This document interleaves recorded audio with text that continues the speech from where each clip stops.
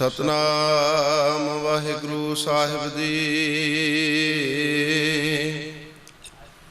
बाणी गुरु गुरु है बाणी, विच बाणी अमृत सारे।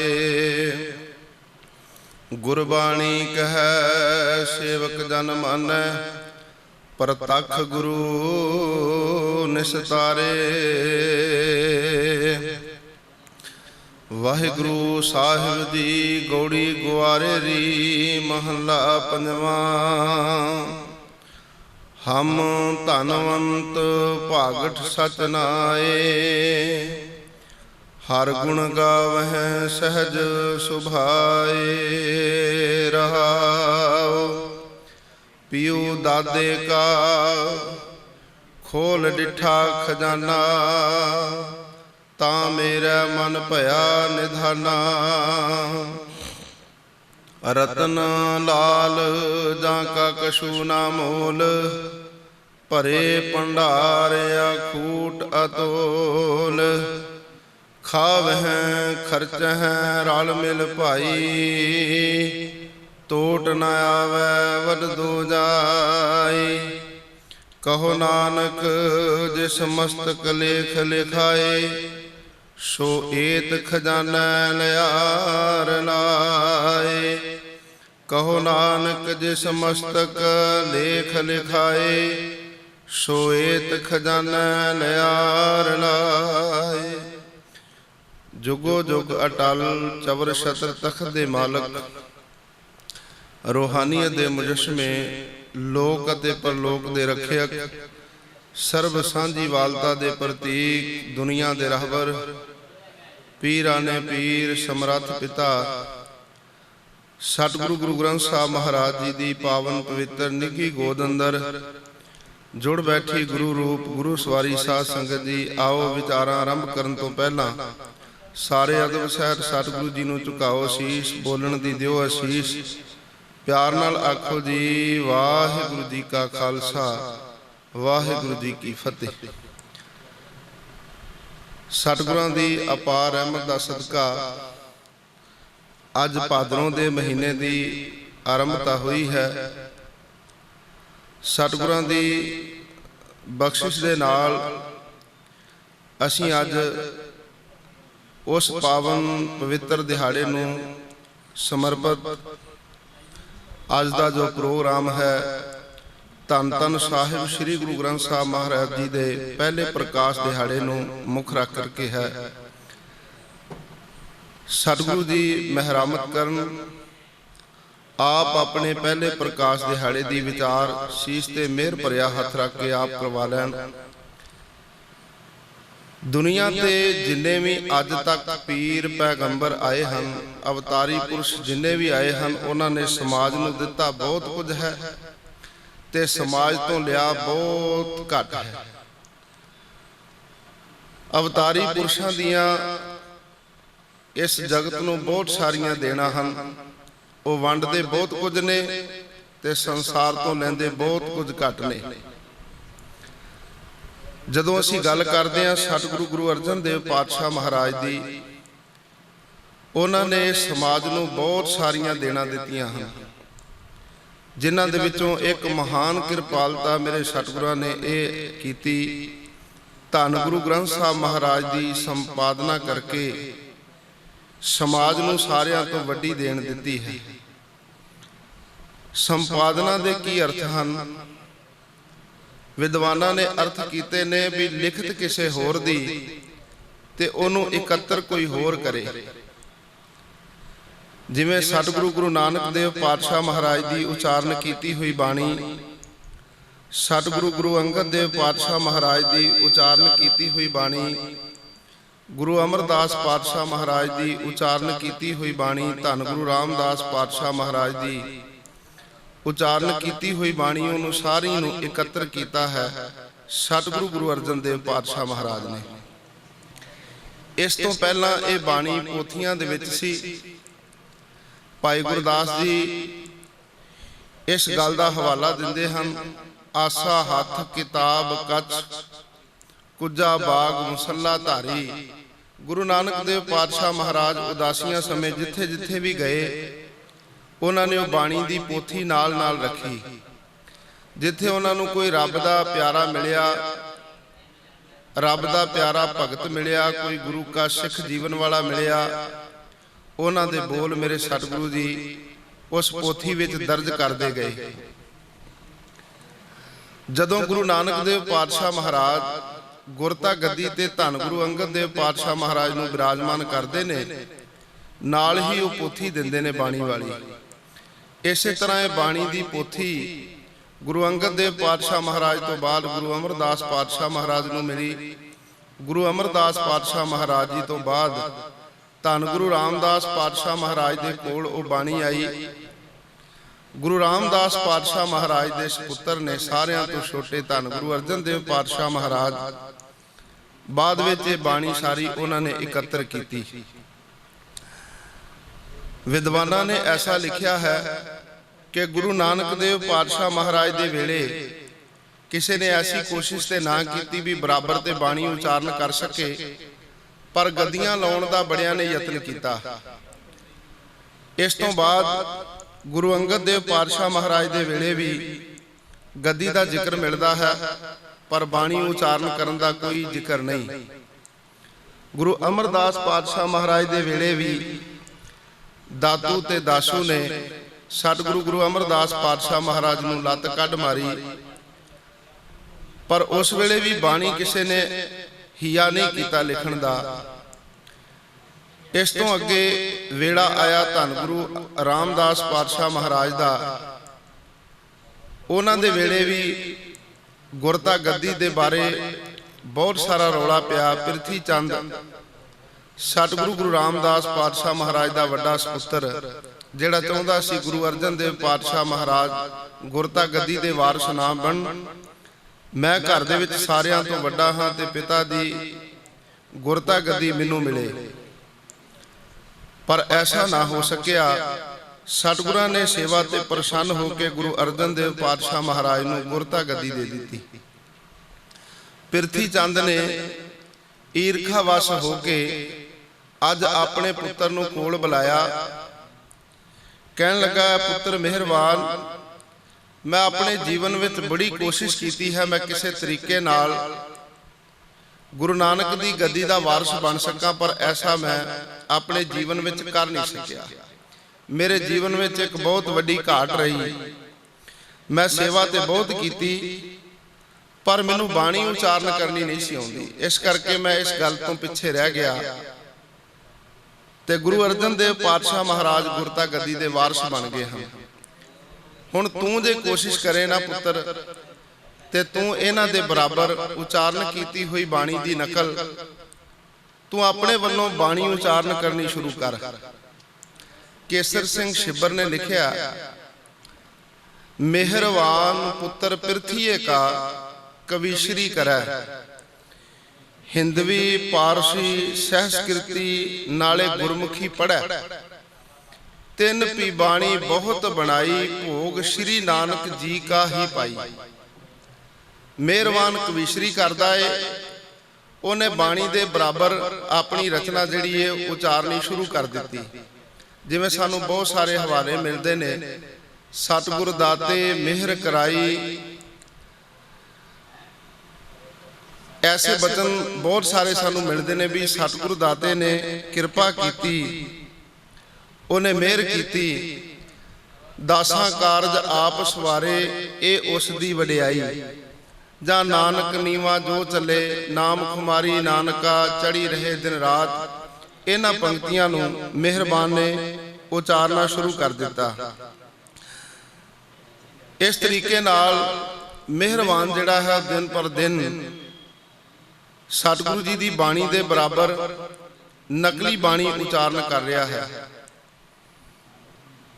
ਅੱਜ ਇੱਕ ਸਿੱਖ ਨੇ ਆਣ ਕੇ ਸਤਿਗੁਰੂ ਗੁਰੂ ਅਰਜਨ ਦੇਵ ਪਾਤਸ਼ਾਹ ਮਹਾਰਾਜ ਨੂੰ ਹੱਥ ਜੋੜ ਕੇ ਬੇਨਤੀ ਕੀਤੀ, ਸਤਿਗੁਰੂ ਜੀ ਆਪ ਜੀ ਦੇ ਚਰਨਾਂ ਵਿੱਚ ਇੱਕ ਨਿਮਰਤਾ ਸਹਿਤ ਬੇਨਤੀ ਹੈ, ਕਿਰਪਾ ਕਰਕੇ ਆਪ ਜੀ ਮੇਰੀ ਬੇਨਤੀ ਨੂੰ ਸੁਣੋ। ਐਸਾ ਜ਼ਿਕਰ ਮਿਲਦਾ ਹੈ, ਇੱਕ ਸਿੱਖ ਦੋਏ ਹਾਥ ਜੋੜ ਕਰ, ਕਿਹਾ ਸਤਿਗੁਰ ਜੀ ਸੁਣ ਲੀਜੈ, ਪਿਰਥੀਆ ਆਦਿਕ ਅਪਰ ਬਹੁ ਤਿਨ ਕਰਮ ਲਿਖੀਜੈ। ਆਪ ਬਨਾਵਤ ਸ਼ਬਦ ਬਹੁ ਨਿਜ ਮਤ ਅਨਸਾਰੀ। ਗੁਰ ਨਾਨਕ ਕੋ ਨਾਮ ਧਰ ਦੇਤ ਮਝਾਰੀ। हे सतगुरु जी, ਮਿਹਰਵਾਨ ਪ੍ਰਿਥੀ ਦਾ ਪੁੱਤਰ ਅਤੇ ਆਦਿਕ ਐਸੇ ਲੋਕ ਉਹ ਬਾਣੀ ਦੇ ਬਰਾਬਰ ਆਪਣੀਆਂ ਰਚਨਾ ਲਿਖ ਰਹੇ ਹਨ। ਸਤਿਗੁਰੂ ਕੱਲ ਬੜੀ ਮੁਸ਼ਕਲ ਹੋ ਜਾਵੇਗੀ, ਕਿਉਂਕਿ ਅੱਜ ਤੋਂ ਪਹਿਲਾਂ ਗੁਰੂ ਨਾਨਕ ਦੇਵ ਪਾਤਸ਼ਾਹ ਮਹਾਰਾਜ ਦੀ ਜਿਹੜੀ ਬਾਣੀ ਸੀ ਉਹ ਇੱਕ ਪੋਥੀ ਵਿੱਚ ਸੀ। ਉਸ ਤੋਂ ਬਾਅਦ ਗੁਰੂ ਅੰਗਦ ਦੇਵ ਪਾਤਸ਼ਾਹ ਮਹਾਰਾਜ ਦੀ ਬਾਣੀ ਵੀ ਇੱਕ ਪੋਥੀ ਵਿੱਚ ਸੀ, ਔਰ ਇਹਨਾਂ ਦੇ ਬਰਾਬਰ ਕਿਸੇ ਨੇ ਬਾਣੀ ਨਹੀਂ ਉਚਾਰਨ ਕੀਤੀ। ਅੱਜ ਐਸੀ ਮੁਸ਼ਕਲ ਬਣੀ ਵੀ ਜਿੱਥੇ ਗੁਰੂ ਅਮਰਦਾਸ ਪਾਤਸ਼ਾਹ ਮਹਾਰਾਜ ਨੇ, ਗੁਰੂ ਰਾਮਦਾਸ ਪਾਤਸ਼ਾਹ ਮਹਾਰਾਜ ਨੇ ਬਾਣੀ ਉਚਾਰਨ ਕਰਦਿਆਂ ਗੁਰੂ ਨਾਨਕ ਦੇਵ ਪਾਤਸ਼ਾਹ ਮਹਾਰਾਜ ਜੀ ਦਾ ਹੀ ਨਾਂ ਸ਼ਬਦ ਦੇ ਅਖੀਰ ਵਿੱਚ ਲਿਖਿਆ, ਬਿਲਕੁਲ ਹੂ ਬਹੂ ਬਾਣੀ ਦੀ ਨਕਲ ਮਿਹਰਬਾਨ ਨੇ ਕਰਨੀ ਸ਼ੁਰੂ ਕਰ ਦਿੱਤੀ। ਉਹ ਵੀ ਗੁਰੂ ਨਾਨਕ ਦੇਵ ਪਾਤਸ਼ਾਹ ਮਹਾਰਾਜ ਜੀ ਦਾ ਹੀ ਅਖੀਰ ਦੇ ਵਿੱਚ ਨਾਂ ਲੈਂਦਾ ਸ਼ਬਦ ਦੇ। ਸਤਿਗੁਰੂ ਕੱਲ ਬੜੀ ਮੁਸ਼ਕਲ ਹੋਵੇਗੀ ਜਦੋਂ ਬਾਣੀ ਪੜਨ ਦੇ ਵਿੱਚ ਭੁਲੇਖਾ ਪਵੇਗਾ। ਕੱਚੀ ਤੇ ਸੱਚੀ ਬਾਣੀ ਨੂੰ ਪਛਾਣਨਾ ਬੜਾ ਮੁਸ਼ਕਲ ਹੋ ਜਾਏਗਾ। ਐਸਾ ਵੀ ਜ਼ਿਕਰ ਮਿਲਦਾ ਹੈ ਕਿ ਧੰਨ ਗੁਰੂ ਅਰਜਨ ਦੇਵ ਪਾਤਸ਼ਾਹ ਮਹਾਰਾਜ ਇਹ ਸਾਰਾ ਕੁਝ ਰੋਜ਼ ਦਿਨ ਪਾ ਦਿਨ ਸੁਣ ਰਹੇ ਹਨ ਸਿੱਖਾਂ ਪਾਸੋਂ। ਅੱਜ ਅੰਮ੍ਰਿਤ ਵੇਲੇ ਗੁਰਦੇਵ ਪਾਤਸ਼ਾਹ ਮਹਾਰਾਜ ਉੱਠੇ ਨੇ ਤੇ ਐਸਾ ਮਨ ਦੇ ਵਿੱਚ ਫੁਰਨਾ ਬਣਿਆ ਹੈ। ਏਕ ਦਿਵਸ ਪ੍ਰਭ ਭਰਾਤੈ ਕਾਲ, ਦਇਆ ਭਰੇ ਪ੍ਰਭ ਦੀਨ ਦਿਹਾਲ। ਸਤਿਗੁਰੂ ਗੁਰੂ ਅਰਜਨ ਦੇਵ ਪਾਤਸ਼ਾਹ ਮਹਾਰਾਜ ਦੇ ਮਨ ਵਿੱਚ ਇਹ ਖਿਆਲ ਆਇਆ ਕਿ ਸਤਿਗੁਰੂ ਜੀ ਨੇ ਉਸ ਦਿਨ ਇਹ ਵਿਚਾਰ ਬਣਾਇਆ ਵੀ ਗੁਰੂ ਨਾਨਕ ਦੇਵ ਪਾਤਸ਼ਾਹ ਮਹਾਰਾਜ ਦੀ, ਗੁਰੂ ਅੰਗਦ ਦੇਵ ਪਾਤਸ਼ਾਹ ਮਹਾਰਾਜ ਦੀ ਉਚਾਰਨ ਕੀਤੀ ਹੋਈ ਬਾਣੀ ਜਿਹੜੀ ਏ, ਇਹਨੂੰ ਨਿਆਰੀ ਕਰਕੇ ਇੱਕ ਗ੍ਰੰਥ ਦੇ ਵਿੱਚ ਦਰਜ ਕਰਕੇ ਇਹ ਸਾਰੀਆਂ ਪੋਥੀਆਂ ਨੂੰ ਇੱਕ ਗ੍ਰੰਥ ਦੇ ਵਿੱਚ ਸੰਪਾਦਨ ਕੀਤਾ ਜਾਏ। ਵਿਦਵਾਨਾਂ ਨੇ ਜ਼ਿਕਰ ਕੀਤਾ ਹੈ, ਏਕ ਦਿਵਸ ਪ੍ਰਭ ਭਰਾਤੈ ਪੁਕਾਲ, ਦਇਆ ਭਰੇ ਪ੍ਰਭ ਦੀਨ ਦਿਆਲ। ਯਹ ਮਨ ਉਪਜੀ ਪ੍ਰਗਟਿਓ ਜਗ ਪੰਥ, ਤਿਹ ਕਾਰਨ ਕੀਜੈ ਅਬ ਗ੍ਰੰਥ।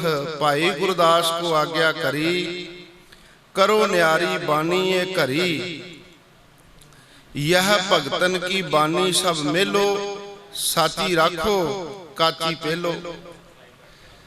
गुरदेव पातशाह महाराज जी ने भाई गुरदास जी ਨੂੰ ਕੋਲ ਬੁਲਾਇਆ ਹੈ।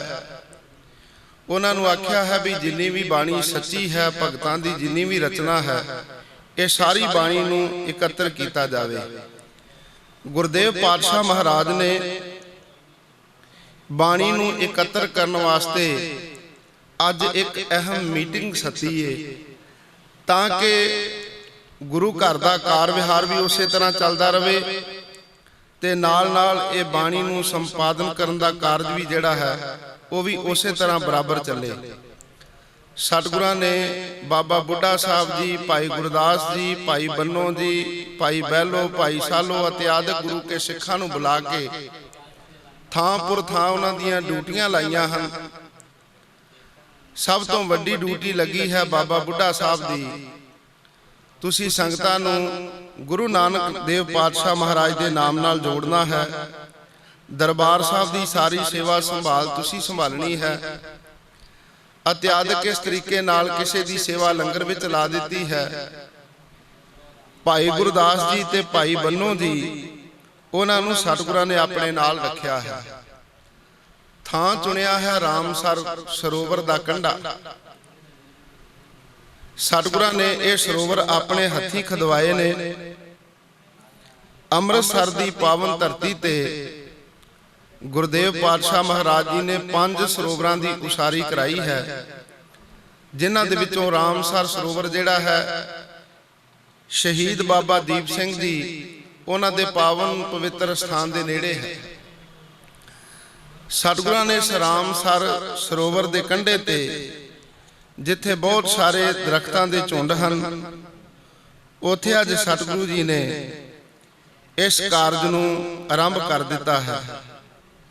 ਇੱਥੇ ਬਹੁਤ ਸਾਰੇ ਦਰਖਤ ਸਨ, ਪਿੱਪਲ, ਬੇਰੀ, ਅੰਜੀਰ, ਜੰਡ, ਬੋੜ ਇਤਿਆਦਿਕ ਇਹਨਾਂ ਬ੍ਰਿਸ਼ਾਂ ਦੀ ਛਾਵੇਂ ਸਤਿਗੁਰਾਂ ਨੇ ਇੱਕ ਸੋਹਣੀ ਤੰਬੂ ਕੁਨਾਤ ਲਵਾਈ ਹੈ ਤੇ ਇਹਦੇ ਵਿੱਚ ਬਾਣੀ ਲਿਖਣ ਦਾ ਜਿਹੜਾ ਕਾਰਜ ਹੈ ਉਹ ਸਤਿਗੁਰੂ ਜੀ ਨੇ ਆਰੰਭ ਕਰ ਦਿੱਤਾ ਹੈ।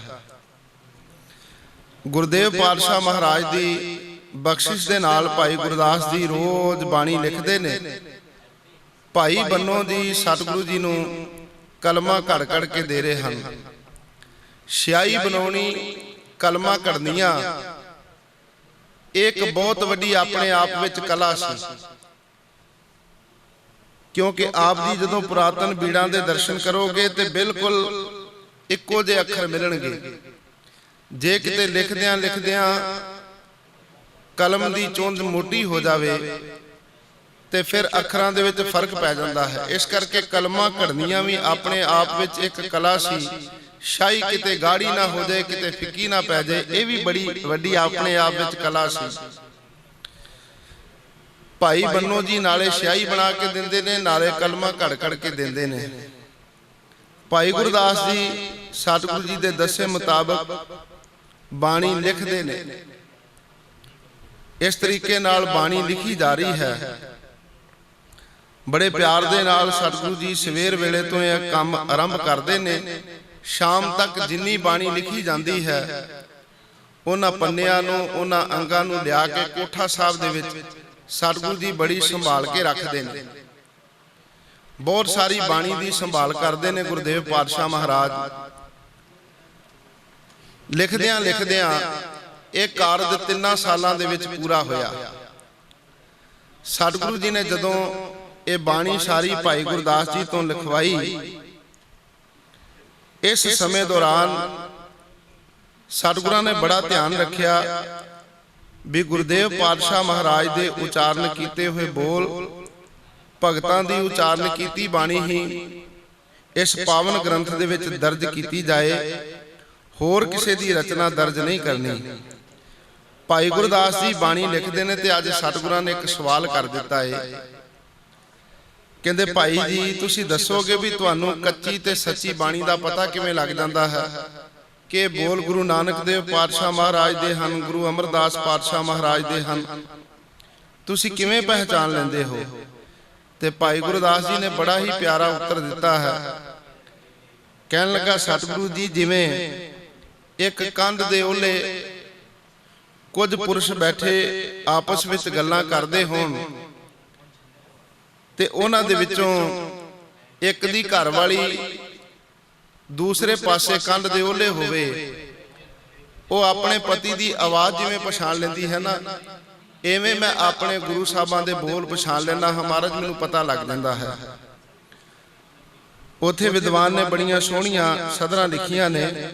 ਭਾਈ ਗੁਰਦਾਸ ਜੀ ਕਹਿੰਦੇ ਹਨ, ਬਹੁ ਪੁਰਖ ਮਿਲ ਬਾਤ ਬਖਾਨੇ, ਨਿਜ ਭਰਤਾ ਬੋਲ ਤ੍ਰਿਆ ਪਹਿਚਾਨੇ।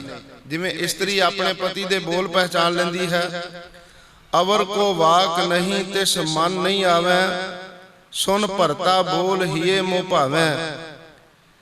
ਜਿਵੇਂ ਉਹਨੂੰ ਹੋਰ ਕਿਸੇ ਦੀ ਗੱਲ ਚੰਗੀ ਨਹੀਂ ਲੱਗਦੀ, ਆਪਣੇ ਪਤੀ ਦੇ ਬੋਲ ਬੜੇ ਪਿਆਰੇ ਲੱਗਦੇ ਹਨ, ਪਹਿਚਾਨ ਲੈਂਦੀ ਹੈ ਵੀ ਇਸ ਵੇਲੇ ਮੇਰੇ ਪਤੀ ਜੀ ਬੋਲ ਰਹੇ ਹਨ, ਆਪਣੇ ਪਤੀ ਦੀਆਂ ਗੱਲਾਂ ਚੰਗੀਆਂ ਲੱਗਦੀਆਂ ਨੇ। ਇਨ ਬਿਨ ਸਤਿਗੁਰੂ ਜੀ ਮੈਨੂੰ ਪਤਾ ਲੱਗ ਜਾਂਦਾ ਹੈ ਭਗਤਾਂ ਦੀ ਬਾਣੀ ਹੈ, ਇਹ ਸੱਚੀ ਬਾਣੀ ਹੈ, ਇਹ ਕੱਚੀ ਬਾਣੀ ਹੈ। ਮੇਰੇ ਸਤਿਗੁਰੂ ਜੀ ਨੇ ਬਾਣੀ ਵਿੱਚ ਵੀ ਸਾਨੂੰ ਹਦਾਇਤ ਕੀਤੀ ਹੈ, ਸਿੱਖ ਨੇ ਆਪਣੀ ਜ਼ਿੰਦਗੀ ਵਿੱਚ ਧਿਆਨ ਰੱਖਣਾ ਹੈ, ਜਦੋਂ ਵੀ ਬਾਣੀ ਪੜ੍ਹਨੀ ਹੈ, ਜਦੋਂ ਵੀ ਬਾਣੀ ਨੂੰ ਗਾਉਣਾ ਹੈ ਤੇ ਸੱਚੀ ਬਾਣੀ ਨੂੰ ਗਾਉਣਾ ਹੈ, ਕੱਚੀ ਬਾਣੀ ਨਹੀਂ ਪੜ੍ਹਨੀ ਆਪਣੇ ਜੀਵਨ ਦੇ ਵਿੱਚ। ਤੁਸੀਂ ਗੁਰੂ ਅਮਰਦਾਸ ਪਾਤਸ਼ਾਹ ਮਹਾਰਾਜ ਦੀ ਬਾਣੀ ਰੋਜ਼ ਨਿਤਨੇਮ ਵਿੱਚ ਪੜ੍ਹਦੇ ਹੋ। ਸਤਿਗੁਰੂ ਜੀ ਹੁਕਮ ਕਰਦੇ ਹਨ, ਆਵੋ ਸਿੱਖ ਸਤਿਗੁਰੂ ਕੇ ਪਿਆਰੇ ਹੋ, ਗਾਵੋ ਸੱਚੀ ਬਾਣੀ, ਬਾਣੀ ਤਾਂ ਗਾਵੋ ਗੁਰੂ ਕੇਰੀ, ਬਾਣੀਆਂ ਸਿਰ ਬਾਣੀ। ਅੱਗੇ ਜਾ ਕੇ ਜ਼ਿਕਰ ਕਰਦੇ ਹਨ, ਸਤਿਗੁਰੂ ਬਿਨਾ ਹੋਰ ਕੱਚੀ ਹੈ ਬਾਣੀ, ਕਹਿੰਦੇ ਕੱਚੇ ਸੁਣਦੇ ਕੱਚੇ, ਕੱਚੀ ਆਖ ਵਖਾਣੀ, ਹਰ ਹਰ ਨਿਤ ਕਰੇ ਰਸਨਾ, ਕਹਿਆ ਕਛੂ ਨਾ ਜਾਣੀ, ਚਿਤ ਜਿਨ ਕਾ ਹਿਲਿਆ ਮਾਇਆ, ਬੋਲਣ ਪਏ ਰਵਾਣੀ, ਕਹਿ ਨਾਨਕ ਸਤਿਗੁਰੂ ਬਾਝੋਂ ਹੋਰ ਕੱਚੀ ਬਾਣੀ। ਭਾਈ ਗੁਰਦਾਸ ਜੀ ਦੱਸਦੇ ਹਨ, ਸਤਿਗੁਰੂ ਮੈਨੂੰ ਪਤਾ ਲੱਗ ਜਾਂਦਾ ਹੈ। ਗੁਰਦੇਵ ਪਾਤਸ਼ਾਹ ਮਹਾਰਾਜ ਮੁਸਕਰਾਏ ਭਾਈ ਗੁਰਦਾਸ ਤੇ ਬੜੇ ਖੁਸ਼ ਹੋਏ ਤੇ ਭਾਈ ਗੁਰਦਾਸ ਜੀ ਇਸ ਕਾਰਜ ਨੂੰ ਉਸੇ ਤਰ੍ਹਾਂ ਲੜੀਵਾਰ ਪੂਰਾ ਕਰ ਰਹੇ ਹਨ। ਅੱਜ ਲਿਖਦਿਆਂ ਸਤਿਗੁਰਾਂ ਦੀ ਬਾਣੀ ਜਿਹੜੀ ਹੈ ਉਹ ਇੱਕ ਗ੍ਰੰਥ ਦੇ ਵਿੱਚ ਸਤਿਗੁਰਾਂ ਨੇ ਸੰਪਾਦਨਾ ਕਰ ਦਿੱਤੀ ਹੈ। ਸਤਿਗੁਰਾਂ ਦੀ ਗੁਰੂ ਗ੍ਰੰਥ ਸਾਹਿਬ ਮਹਾਰਾਜ ਦੀ ਬੀੜ ਤਿਆਰ ਹੋ ਗਈ ਹੈ। 15 ਅਗਸਤ ਸਨ 1604 ਦੇ ਵਿੱਚ ਸਤਿਗੁਰਾਂ ਦੀ ਪਾਵਨ ਪਵਿੱਤਰ ਗੁਰਬਾਣੀ ਇੱਕ ਬੀੜ ਦੇ ਰੂਪ ਵਿੱਚ ਪਾਤਸ਼ਾਹ ਨੇ ਦਰਜ ਕਰਵਾ ਲਈ ਹੈ। 15 ਦਿਨ ਲੱਗੇ ਇਸ ਬੀੜ ਦੀ ਜਿਲਦ ਬੰਨਣ ਤੇ ਔਰ ਇਹਦਾ ਤਤਕਰਾ ਲਿਖਣ ਤੇ। ਗੁਰਦੇਵ ਪਾਤਸ਼ਾਹ ਮਹਾਰਾਜ ਨੇ ਜਦੋਂ ਸਤਿਗੁਰਾਂ ਦਾ ਸਰੂਪ ਤਿਆਰ ਹੋ ਗਿਆ, ਅੱਜ ਸਤਿਗੁਰੂ ਜੀ ਰਾਤ ਨੂੰ ਸੁੱਤੇ ਨੇ, ਸਵੇਰ ਵੇਲੇ ਜਦੋਂ ਉੱਠੇ ਨੇ ਤੇ ਅੱਖਾਂ ਦੇ ਵਿੱਚ ਲਾਲੀ ਹੈ। ਇੰਜ ਪ੍ਰਤੀਤ ਹੁੰਦਾ ਜਿਵੇਂ ਸਤਿਗੁਰਾਂ ਦੀ ਅੱਜ ਨੀਂਦ ਪੂਰੀ ਨਹੀਂ ਹੋਈ। ਬਹੁਤ ਸਾਰੇ ਗੁਰੂ ਕੇ ਸਿੱਖਾਂ ਨੇ ਇਕੱਠੇ ਹੋ ਕੇ ਸਤਿਗੁਰਾਂ ਨੂੰ ਬੇਨਤੀ ਕੀਤੀ, ਪਾਤਸ਼ਾਹ ਅੱਜ ਇੰਜ ਲੱਗਦਾ ਹੈ ਜਿਵੇਂ ਸਾਰੀ ਰਾਤ ਕਿਸੇ ਚਿੰਤਾ ਦੇ ਵਿੱਚ ਲੰਘੀ ਹੋਵੇ। ਮਹਾਰਾਜ ਆਪ ਜੀ ਦੀਆਂ ਅੱਖਾਂ ਨੂੰ ਵੇਖ ਕੇ, ਚਿਹਰੇ ਨੂੰ ਵੇਖ ਕੇ ਪ੍ਰਤੀਤ ਹੁੰਦਾ ਹੈ ਵੀ ਆਪ ਜੀ ਦੀ ਨੀਂਦ ਪੂਰੀ ਨਹੀਂ ਹੋਈ। ਸਤਿਗੁਰੂ ਐਸਾ ਕਿਹੜਾ ਫਿਕਰ ਸੀ, ਐਸੀ ਕਿਹੜੀ ਚਿੰਤਾ ਸੀ ਜਿਸ ਕਰਕੇ ਮਹਾਰਾਜ ਅੱਜ ਆਪ ਜੀ ਦੀ ਨੀਂਦ ਪੂਰੀ ਨਹੀਂ ਹੋਈ। ਤੇ ਗੁਰਦੇਵ ਪਾਤਸ਼ਾਹ ਮਹਾਰਾਜ ਕਹਿਣ ਲੱਗੇ, ਭਾਈ ਗੁਰੂ ਕੇ ਸਿੱਖੋ, ਅੱਜ ਮੈਨੂੰ ਬਹੁਤ ਸਾਰੀ ਰਾਤ ਚਿੰਤਾ ਨੇ ਸਤਾਇਆ। ਜਿਹੜੀ ਗੁਰੂ ਗ੍ਰੰਥ ਸਾਹਿਬ ਮਹਾਰਾਜ ਦੀ ਬੀੜ ਤਿਆਰ ਹੋਈ ਹੈ, ਮੈਂ ਇਹਦੇ ਬਾਰੇ ਸਾਰੀ ਰਾਤ ਸੋਚਾਂ ਵਿੱਚ ਲੰਘਾ ਦਿੱਤੀ ਹੈ ਕਿ ਇਸ ਪਾਵਨ ਬੀੜ ਦੀ ਹਜ਼ੂਰੀ ਵਿੱਚ, ਗੁਰੂ ਗ੍ਰੰਥ ਸਾਹਿਬ ਦੀ ਹਜ਼ੂਰੀ ਵਿੱਚ ਗ੍ਰੰਥੀ ਕਿਹਨੂੰ ਥਾਪਿਆ ਜਾਏ, ਇਸ ਬੀੜ ਦੀ ਸੇਵਾ ਸੰਭਾਲ ਕਰਨ ਵਾਸਤੇ ਕਿਹਦੀ ਨਿਯੁਕਤੀ ਕੀਤੀ ਜਾਏ। ਜਦੋਂ ਸਤਿਗੁਰਾਂ ਤੋਂ ਇਹ ਬੋਲ ਸੁਣੇ, ਗੁਰੂ ਕੇ ਸਿੱਖਾਂ ਨੇ ਨੀਵੀਆਂ ਪਾ ਲੀਆਂ ਵੀ ਇਹ ਤੇ ਵਾਸਤਵ ਦੇ ਵਿੱਚ ਹੀ ਬਹੁਤ ਸੋਚਣ ਵਾਲੀ ਗੱਲ ਹੈ। ਸਤਿਗੁਰੂ ਜੀ ਬਹੁਤ ਗਹਿਰੀ ਡੂੰਘੀ ਸੋਚ ਦੇ ਵਿੱਚ ਹਨ। ਸਤਿਗੁਰਾਂ ਨੇ ਸੋਚਦਿਆਂ ਇਹ ਫੈਸਲਾ ਲਿਆ ਵੀ ਗੁਰੂ ਗ੍ਰੰਥ ਸਾਹਿਬ ਮਹਾਰਾਜ ਦੀ ਹਜ਼ੂਰੀ ਦੇ ਵਿੱਚ ਬਾਬਾ ਬੁੱਢਾ ਸਾਹਿਬ ਜੀ, ਜਿਨ੍ਹਾਂ ਨੇ 5 ਗੁਰੂਆਂ ਦੇ ਦਰਸ਼ਨ ਕੀਤੇ ਹਨ, ਆਪਣੇ ਹੱਥੀਂ ਗੁਰਤਾ ਗੱਦੀ ਤੇ ਬਿਰਾਜਮਾਨ ਕੀਤਾ ਹੈ। ਗੁਰੂ ਨਾਨਕ ਦੇਵ ਪਾਤਸ਼ਾਹ ਮਹਾਰਾਜ ਜੀ ਧੁਰ ਤੋਂ ਗੱਦੀ ਲੈ ਕੇ ਆਏ ਨੇ, ਪਰ 4 ਗੁਰੂਆਂ ਨੂੰ ਹੁਣ ਤੱਕ ਬਾਬਾ ਬੁੱਢਾ ਸਾਹਿਬ ਜੀ ਨੇ ਆਪ ਸਭ ਤੋਂ ਪਹਿਲਾਂ ਸਿੱਖਾਂ ਦੇ ਵਿੱਚੋਂ ਮੋਹਰੀ ਹੋ ਕੇ ਸਭ ਤੋਂ ਪਹਿਲਾਂ ਮੱਥਾ ਟੇਕਿਆ ਹੈ।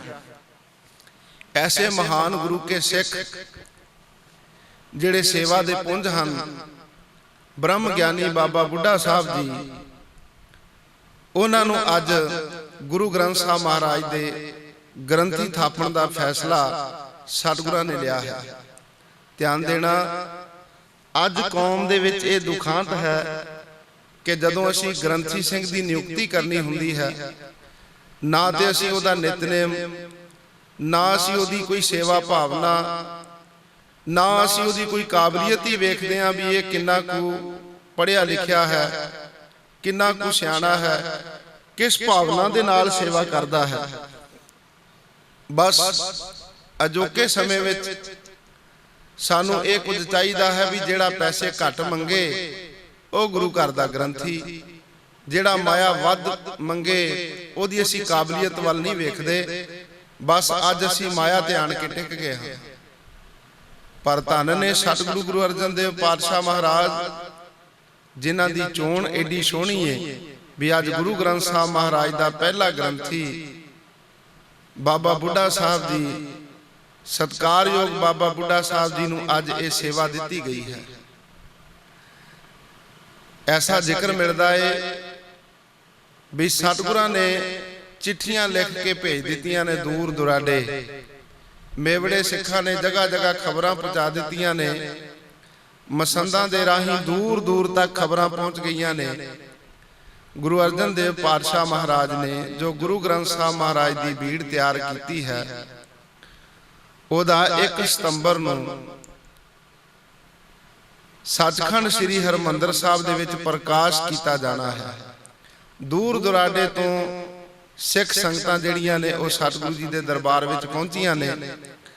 ਰਾਮਸਰ ਸਰੋਵਰ ਦੇ ਕੰਢੇ ਤੋਂ ਬੜੇ ਪਿਆਰ ਸਤਿਕਾਰ ਦੇ ਨਾਲ ਗੁਰੂ ਗ੍ਰੰਥ ਸਾਹਿਬ ਮਹਾਰਾਜ ਦੀ ਪਾਵਨ ਬੀੜ ਉਹ ਬਾਬਾ ਬੁੱਢਾ ਸਾਹਿਬ ਜੀ ਨੇ ਆਪਣੇ ਸੀਸ ਤੇ ਰੱਖੀ ਹੈ। ਧੰਨ ਗੁਰੂ ਅਰਜਨ ਦੇਵ ਪਾਤਸ਼ਾਹ ਮਹਾਰਾਜ ਨੇ ਆਪੂ ਹੱਥ ਵਿੱਚ ਚੌਰ ਫੜਿਆ ਤੇ ਤੁਰਨ ਲੱਗਿਆ ਸਤਿਕਾਰਯੋਗ ਬਾਬਾ ਬੁੱਢਾ ਸਾਹਿਬ ਜੀ ਤੁਰਦੇ ਨਹੀਂ, ਕਿਉਂਕਿ ਅੱਜ ਪਹਿਲਾ ਦਿਨ ਹੈ। ਸਿੱਖ ਜਗਤ ਵਾਸਤੇ ਪੂਰਨੇ ਪਾਉਣੇ ਨੇ। ਬਾਬਾ ਬੁੱਢਾ ਸਾਹਿਬ ਜੀ ਖਲੋਤੇ ਨੇ ਤੇ ਗੁਰੂ ਅਰਜਨ ਦੇਵ ਪਾਤਸ਼ਾਹ ਮਹਾਰਾਜ ਜੀ ਹੁਕਮ ਕਰਦੇ ਨੇ ਵੀ ਬਾਬਾ ਜੀ ਤੁਰੋ। ਬਾਬਾ ਬੁੱਢਾ ਸਾਹਿਬ ਜੀ ਫਿਰ ਕਹਿੰਦੇ ਸਤਿਗੁਰੂ ਅੱਜ ਤੱਕ ਮੈਂ ਗੁਰੂ ਦੇ ਪਿੱਛੇ ਪਿੱਛੇ ਤੇ ਤੁਰਿਆ, ਪਰ ਮੈਂ ਅੱਜ ਤੱਕ ਕਦੀ ਗੁਰੂ ਦੇ ਅੱਗੇ ਲੱਗ ਕੇ ਨਹੀਂ ਤੁਰਿਆ। ਮਹਾਰਾਜ ਅੱਗੇ ਅੱਗੇ ਆਪ ਤੁਰੋ, ਪਿੱਛੇ ਪਿੱਛੇ ਮੈਂ ਤੁਰਾਂਗਾ। ਤੇ ਸਤਿਗੁਰੂ ਗੁਰੂ ਅਰਜਨ ਦੇਵ ਪਾਤਸ਼ਾਹ ਮਹਾਰਾਜ ਜੀ ਕਹਿਣ ਲੱਗੇ ਬਾਬਾ ਜੀ ਤੁਰੋ, ਅੱਜ ਤੁਹਾਡੇ ਸੀਸ ਤੇ ਧੰਨ ਧੰਨ ਸਾਹਿਬ ਸ੍ਰੀ ਗੁਰੂ ਗ੍ਰੰਥ ਸਾਹਿਬ ਮਹਾਰਾਜ ਜੀ ਦਾ ਸਰੂਪ ਹੈ। ਅੱਜ ਤੁਸੀਂ ਗੁਰੂ ਗ੍ਰੰਥ ਸਾਹਿਬ ਮਹਾਰਾਜ ਨੂੰ, ਉਸ ਗੁਰੂ ਨੂੰ ਆਪਣੇ ਸੀਸ ਤੇ ਲਿਆ ਹੋਇਆ ਹੈ। ਅੱਜ ਅੱਗੇ ਪਿੱਛੇ ਵਾਲੀ ਵਿਚਾਰ ਨਹੀਂ ਕਰਨੀ, ਅੱਜ ਤੁਸੀਂ ਤੁਰੋ। ਤੇ ਬਾਬਾ ਜੀ ਪਿਆਰ ਨਾਲ ਤੁਰਦੇ ਨੇ। ਧੰਨ ਗੁਰੂ ਪਾਤਸ਼ਾਹ ਮਹਾਰਾਜ ਆਪ ਗੁਰੂ ਗ੍ਰੰਥ ਸਾਹਿਬ ਮਹਾਰਾਜ ਨੂੰ ਚੌਰ ਕਰਦੇ ਨੇ। ਸ਼ਬਦ ਪੜ੍ਹਦਿਆਂ ਹੋਇਆਂ ਗੁਰੂ ਕੀਆਂ ਸੰਗਤਾਂ ਸੱਚਖੰਡ ਸ੍ਰੀ ਹਰਿਮੰਦਰ ਸਾਹਿਬ ਪਹੁੰਚੀਆਂ ਨੇ। ਧੰਨ ਗੁਰੂ ਅਰਜਨ ਦੇਵ ਪਾਤਸ਼ਾਹ ਮਹਾਰਾਜ ਜੀ ਨੇ ਇੱਥੇ ਪਹਿਲਾਂ ਤੋਂ ਹੀ ਤਿਆਰੀਆਂ ਕਰਾ ਰੱਖੀਆਂ ਸਨ। ਇੱਕ ਸੁੰਦਰ ਪੀੜੇ ਦੇ ਉੱਤੇ ਸੋਹਣੇ ਰਮਾਲਿਆਂ ਦੇ ਵਿੱਚ ਗੁਰੂ ਗ੍ਰੰਥ ਸਾਹਿਬ ਮਹਾਰਾਜ ਜੀ ਦਾ ਪ੍ਰਕਾਸ਼ ਕੀਤਾ ਗਿਆ ਹੈ।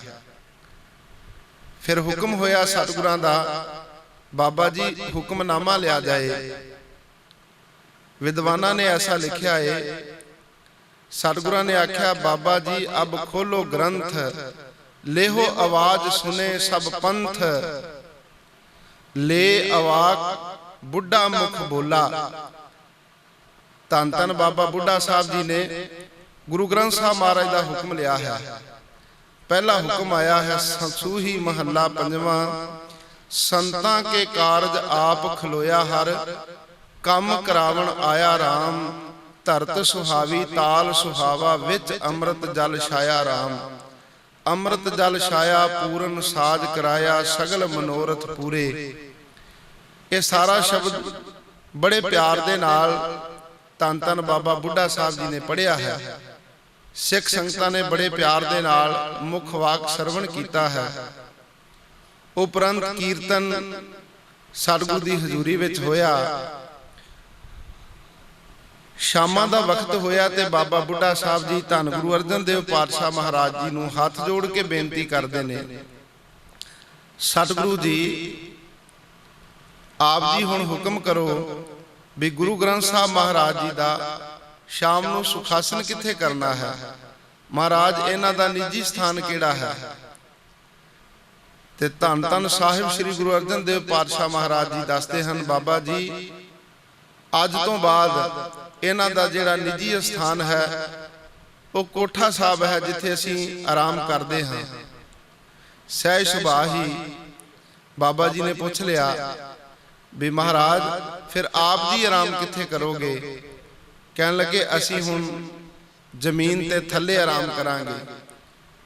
ਬੜੇ ਪਿਆਰ ਦੇ ਨਾਲ ਸਤਿਗੁਰਾਂ ਦਾ ਸੁਖਾਸਨ ਕਰਕੇ ਇੱਕ ਉੱਚੇ ਥਾਂ ਤੇ ਸੋਹਣੇ ਪਸ਼ਮੀਨੇ ਵਿਛਾ ਕੇ ਤੇ ਗੁਰੂ ਗ੍ਰੰਥ ਸਾਹਿਬ ਮਹਾਰਾਜ ਦਾ ਸੁਖਾਸਨ ਕੀਤਾ ਗਿਆ। ਸਤਿਗੁਰੂ ਗੁਰੂ ਅਰਜਨ ਦੇਵ ਪਾਤਸ਼ਾਹ ਮਹਾਰਾਜ ਉਸ ਦਿਨ ਧਰਤੀ ਤੇ ਜ਼ਮੀਨ ਤੇ ਥੱਲੇ ਸੁੱਤੇ ਨੇ। ਐਸੇ ਬੋਲ ਵਿਦਵਾਨਾਂ ਨੇ ਲਿਖੇ ਨੇ, ਭੂਮ ਸੈਨ ਸਭ ਤਹਾਂ ਬਿਰਾਜੇ, ਗੁਰੂ ਗ੍ਰੰਥ ਮੰਜੀ ਪਰ ਰਾਜੇ। ਜਦੋਂ ਗੁਰੂ ਗ੍ਰੰਥ ਸਾਹਿਬ ਦਾ ਪ੍ਰਕਾਸ਼ ਹਰਿਮੰਦਰ ਸਾਹਿਬ ਵਿੱਚ ਕੀਤਾ ਤਾਂ ਵੀ ਗੁਰੂ ਗ੍ਰੰਥ ਸਾਹਿਬ ਮਹਾਰਾਜ ਦਾ ਪੀੜੇ ਤੇ ਪ੍ਰਕਾਸ਼ ਕੀਤਾ ਤੇ ਸੰਗਤਾਂ ਥੱਲੇ ਬੈਠੀਆਂ ਨੇ। ਜੇ ਸੁਖਾਸਨ ਕਰਨ ਦਾ ਨੰਬਰ ਆਇਆ ਤੇ ਤਾਂ ਵੀ ਸਤਿਗੁਰੂ ਜੀ ਰਾਤ ਨੂੰ ਆਪ ਜੀ ਧਰਤੀ ਤੇ ਬਸਤਰ ਵਿਛਾ ਕੇ ਸੁੱਤੇ ਨੇ ਤੇ ਗੁਰੂ ਗ੍ਰੰਥ ਸਾਹਿਬ ਮਹਾਰਾਜ ਜੀ ਮੰਜੇ ਦੇ ਉੱਪਰ ਹਨ।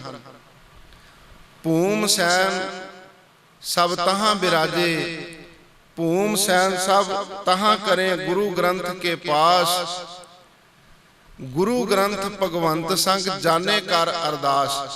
ਗੁਰੂ ਗ੍ਰੰਥ ਸਾਹਿਬ ਮਹਾਰਾਜ ਨੂੰ परमात्मा दा रूप समझ के सतगुरु गुरु अर्जन देव पातशाह महाराज सेवा करते हैं ते सारियां सिख संगतां नूं भी समझा रहे हैं।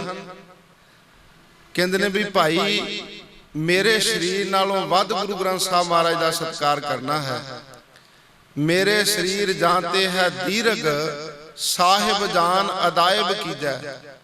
कहंदे भाई इस गल का विशेष ध्यान रखना है, साडे शरीर नालों भी वध गुरु ग्रंथ साहब महाराज का सत्कार करना है। इस तरीके नाल सतगुरु जी साडे वास्ते पूरने पा रहे हैं। पातशाह जी आने वाले समय बारे जानते हैं।